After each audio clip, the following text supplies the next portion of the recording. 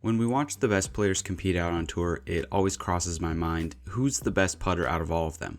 Some players are much more well-rounded and others have that clutch gene. When it's time to make the big putts, they always come through. Today we're going to be taking a look at the best putters in disc golf. No, not the actual disc of putters. We're instead checking out the stats and the skills of those out on tour. When trying to determine who the best putter is, we have a few criteria to cover.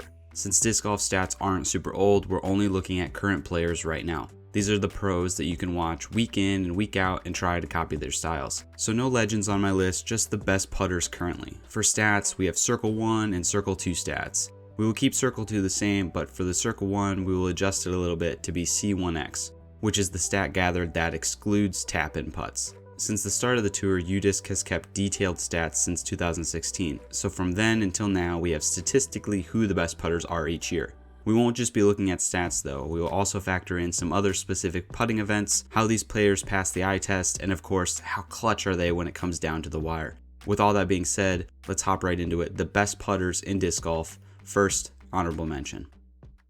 Regarded as his best skill, James Conrad's putting is impressive. Statistically, you would think it's better than what it is, but for the eye test, James is just right. When he's playing good, it's because he's putting good. Super close to being top 10, but his stats just weren't enough to make it.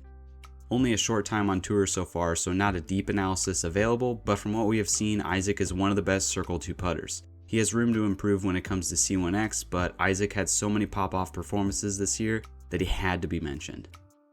Extremely well-rounded with a deep range, Gannon is super close to being in my top 10. Back-to-back years being statistically a top 10 putter, but he is in the honorable mention that we have. He showed it all year competing at the top that when he's putting well, Gannon is a force.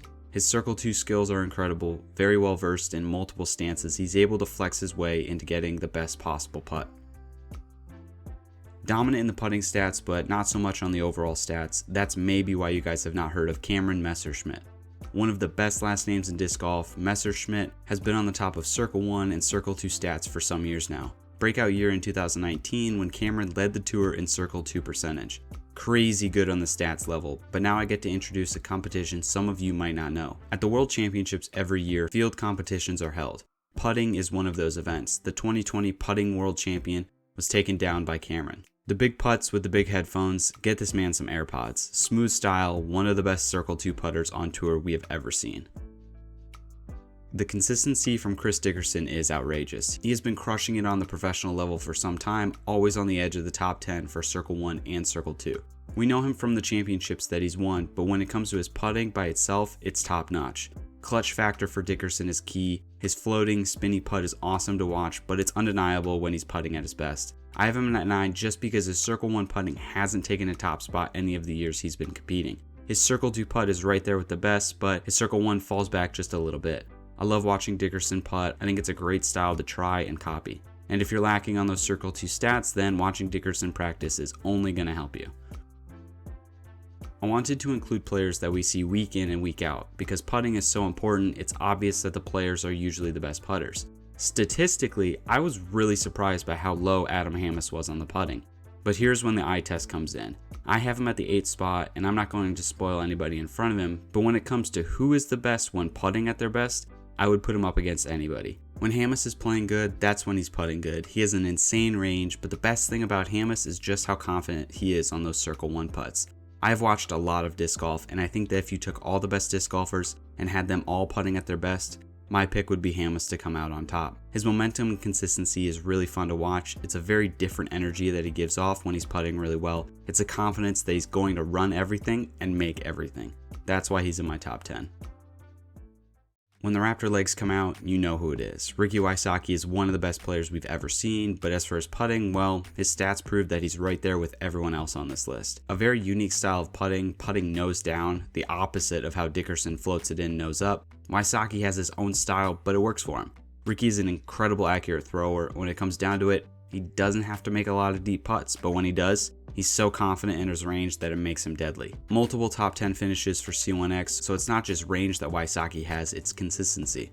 One of the most entertaining putters to watch as well, that doesn't hurt. Ricky's jump putt is the most entertaining part of his game to watch. When he starts chasing down the basket, you know Ricky is confident he's gonna make the next one.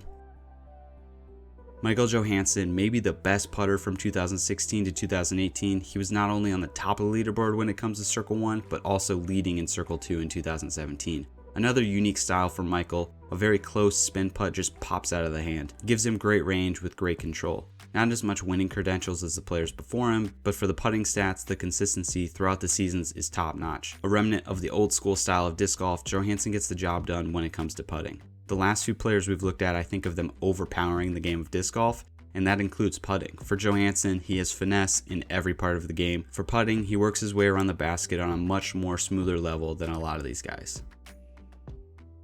Some of the best putting performances we have ever seen have come from Eagle McMahon. Known as probably the farthest throwing out on tour, now combine that with his putting and you have a terrifying competitor. The crazy fast spin that Eagle gets gives him a lot of range. He's able to run putts from a regular stance when a lot of these guys have to jump putt to get it there. For example, this putt at the Preserve from 100 feet. Eagle does the same motion he would for a 30-foot putt. It's incredible. Leading the tour in C1X in 2019. Other than that, all of the years of stats that we have every year, Eagle's been in the top 15 for C1X and Circle 2 putting. He's equally ranked in both stats throughout his career, which is really hard to do. Always on the top of the leaderboard in all categories for stats, which makes Eagle even more impressive that he's this well-rounded. Eagle's already an exciting player to watch, so when he's sinking all of those Circle 2 putts, it's a bonus. And odds are that Circle 2 putt is probably for an Eagle. Every list I go through, McBeth is up there on being the best at it. For putting, well, there's a really strong argument that this is his weakest part of his game. That's why he's at number 4. I imagine I'm going to get a lot of comments saying he's the greatest putt ever, but the truth is, he's a little streaky. That's just for the eye test. Statistically, since the start of the tour, McBeth has been a top 3 putter. The only argument that doesn't make him for sure the number 1 putter is that he does not have as much range over the years as other players. Circle 2 stats drop a little bit over the years. The only exception to this is the first year out on tour when McBeth took a first place in both C1X and Circle 2. As you'll see from a player higher ranked than him, McBeth is one of only 2 players who have ever accomplished this. One of my favorite moments in disc golf putting is when McBeth at Jonesboro doinked a 60-footer and it rolled all the way back to him. He then took like 0 seconds to line it up and sink it. Complete swagger from one of the best to ever do it. The first time I had ever learned about the Putting World Championships was learning about Matt Bell. Then the further research I did, I realized, yeah, this guy is obviously a top 3 putter. 2016 Putting World Champion. Stats are off the chart. Matt Bell is insane. I mean, being sponsored by a putter-only company, that means you gotta be a pretty good putter. 2020, he led the tour in Circle 2. Other than that, he's always right there in C1X, and for Circle 2, every year he competes. A very slow, methodical way of putting. I love watching his jump putt. It's kind of funny looking, but I imagine all of us are kind of funny looking when we jump putt. It's hard to do and look cool. Anyways, Matt Bell has success almost everywhere. He's done really well at the World's Putting Competition, he has the stats to back it up, and he has a national tour win when he put on an incredible putting performance. He's on every list for every stat for being a top putter, by far his best attribute. Matt Bell, a top 3 putter right now. When I saw Corey Ellis play at Ledgestone this year, I noticed his putters. Stamped on the top of the disc was his statistic, 93.2%, a single season record for Circle 1 putting. Absolutely incredible. This was the motivation for this video. Looking back at that and realizing how cool it was that he had that stamped onto his putter. Grants himself the confidence to make any putt he looks at. Well, he deserved it because in 2021 he not only led the tour in C1X putting, he also led it in Circle 2. The only reason he's at number 2 is that he did drop back a bit this year, but he was still a top 10 putter. His Circle 2 stats were pretty similar, it's just that a lot of other players got better. I rooted so hard for Corey this year. He had some great performances, but they were all built on the backbone of his putting. Incredible power on his shots, it transfers over to his putting. That disc does not go in softly. Corey rams it in there with the confidence of a record breaker. On behalf of the game of disc golf, I needed to put Corey up here at second to make up for this hilarious putt at the Beaver State Fling, where the disc went through the bottom of the basket. He putts with so much power that the bottom of the basket can't hold his disc. The number 1 spot was a close race, but I finally gave it to Andrew Marweed. The only reason you might overlook Marweed is because he was outperformed by Ellis in 2021. If it wasn't for him, we would be talking about the year Marweed had. But instead, we can look at the success of 2022 that Marweed did have. He's the best putter in 2022, leading the tour in C1X and taking second place in the Circle 2 putts. Over the past few years, we've seen more and more from Marweed in his putting. Well, it's the best right now. What's even more impressive is the change over to DGA this year, even the change of plastic, and he was able to dominate as an incredible putter. Super smooth motion from Marwede, it seems pretty effortless when he gets within circle 2. If he's able to keep it up over the next few years at the same level, well, he's not going to move from the spot. In fact, we'll have to start regarding him as one of the best putters in the lifetime of the tour. A very smooth swinging motion. I really enjoy watching Marwede putt. I know the stats back me up on this, but from watching him play the last few years, it really makes sense that he would be regarded as the best putter right now. Thanks for watching, guys. Make sure to like and subscribe, it means a lot. Comment down below anybody you felt I left off the top 10 or any changes you would have made. Make sure to check out my channel, plenty of other videos just like this. See you next time, cheers.